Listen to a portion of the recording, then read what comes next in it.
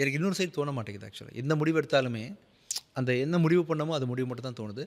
இதெல்லாம் வெற்றியாச்சான்னு கேட்டிங்கன்னா அதுவும் கிடையாது. தோல்வியாகும். தோல்வியானத நான் பெருசாவே எடுத்துக்கிறதில்ல. நான் நெனச்சேன், பண்ணிட்டேன். அவ்வளோதான். ஆனா ஒண்ணு அந்தந்த பகுதிகள், அந்தந்த ஸ்டேஜஸ்ல நீங்க கான்ஸ்டன்ட்டாக இந்த ஸ்டேஜ்ல இப்போ ஒரு வருமானம் வருது. இது இப்படியே செஞ்சுக்கிட்டே போவோம் அப்படின்றது மட்டும் நீங்க பண்றது கிடையாதுன்னு ம். நெனைக்கிறேன் இல்லையா? வருமானத்த நோக்கியே நான் இல்ல ஆக்சுவலா. ம். அதான் சொன்னேனே. நான் வந்து வருமானம் வரதான் செய்யுது.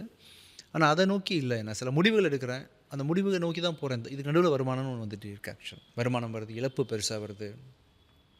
நம்ம இல்லனா கூட நம்மள சார்ந்தவங்க பாதிக்கப்படுறாங்க சில விஷயங்கள்னால. ம். பட் நம்ம நெனச்சது ஒண்ணு போய்க்கிட்டே இருக்கு. ஏன்னா, அது இல்லாம என்னால இருக்க முடியாது. மூச்சு விட முடியாத மாரி சஃபகேஷன் ஆயிற மாரி ஆயிரும். நான் நெனச்சு பண்ண முடியாம போயிருச்சுன்னா, என்னால வந்து அத என்ன வந்து என்னால கன்வின்ஸ் பண்ண முடியாது. புரியுதுங்களா நான் சொல்றது? என்ன சொல்லுவோம்? வந்தது ஒரு வாழ்க்கை. எல்லாமே நீங்க உங்களுக்கானத பண்ணி தான் ஆவணும்.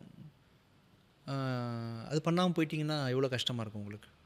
அப்படின்றதால நான் டே 1லேருந்தே எனக்கு வேண்டியத நான் வந்து நடத்துறதுக்கான முயற்சிகள் எடுத்துக்கிட்டே இருப்பேன் ஆக்சுவலா.